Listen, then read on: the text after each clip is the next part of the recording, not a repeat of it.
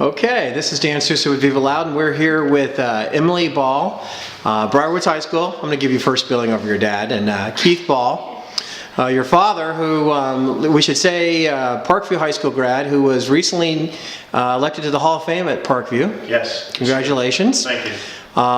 You had quite a wrestling career there. That I remember, yes. State champion, and we should say not only were you state champion, but your senior year, how many points were scored on you?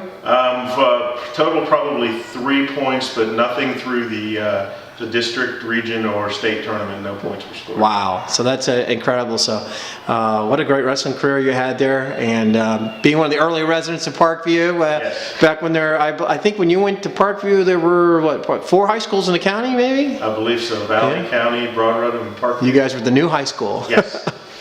And so now you have, I know we covered Casey, your oldest daughter. Is that your oldest daughter that Yes. went to played at Briar Woods? As well, yes. And Emily, and then Emily, one of the, I think your junior year, were you all district? I was second team all district. So I know you were very excited about coming back and playing for Briar Woods this year in softball. Yes. And then in the fall, you got thrown for a little bit of a loop.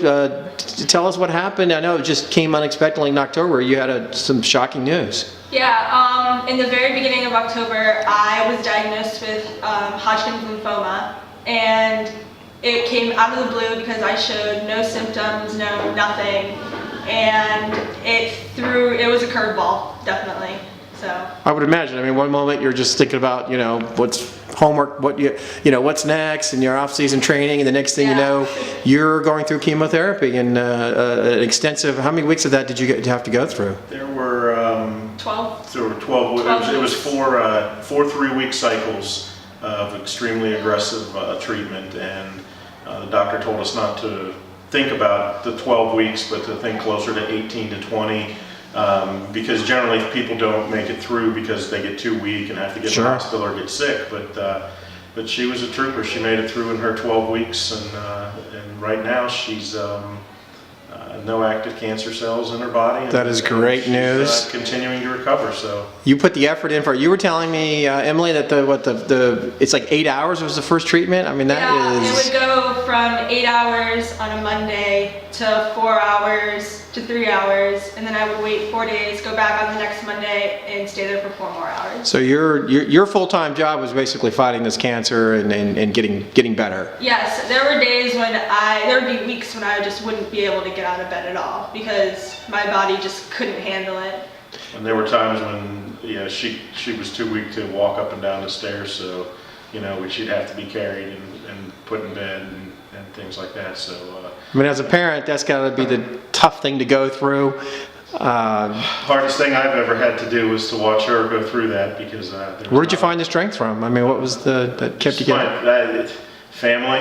I mean, we have an incredible family. She has 2 wonderful sisters, and my wife is probably the most incredible person that I know because of the way that she dealt with everything while Emily was sick, and I mean, she would literally lay with her every night that she was home. I mean, and we have a very, very strong extended family in the area, so it was just family, incredible friends. The Briar Woods softball families were fantastic. They brought dinner to us. The girls came and stayed with Emily and visited her. So the Briar Woods softball family was a huge part of her getting better. Tell me about that, Emily. You were saying that your teammates really, rallied around you and.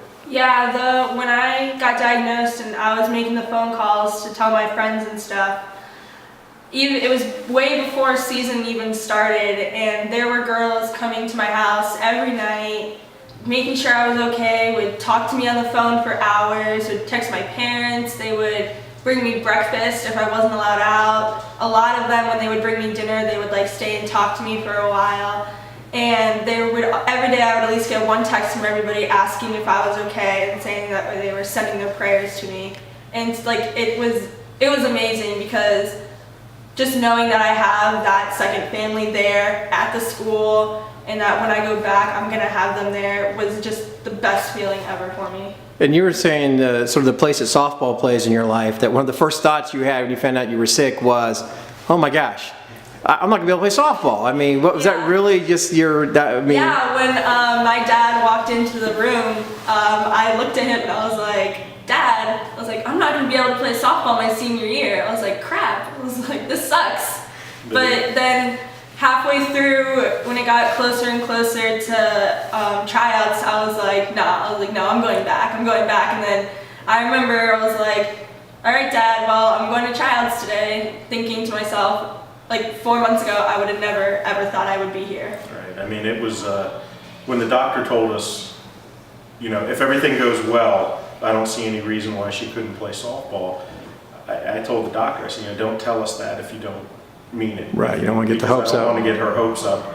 And because to me, softball at that point in our lives, softball didn't mean anything about softball. What that meant was that she was healthy and she was able to, you know, be normal and be out and play again. So it was, you know, I mean, it wasn't, it had a completely different meaning than it has for me, you know, up until now.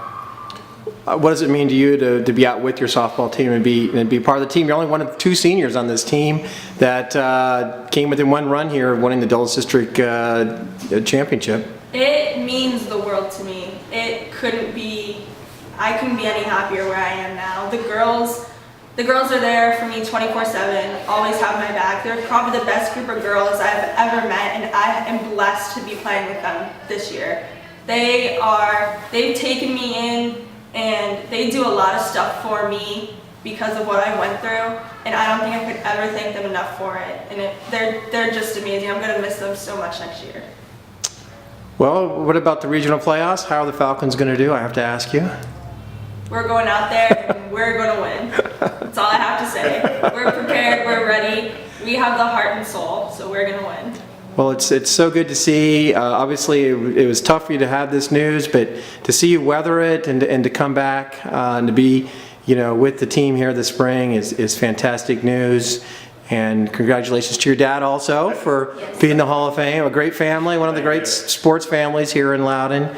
And we'll be rooting for you here as the playoffs continue. Thank you. She's my walking miracle. She definitely is. All right, thank you. All right, thank you, Dan. you.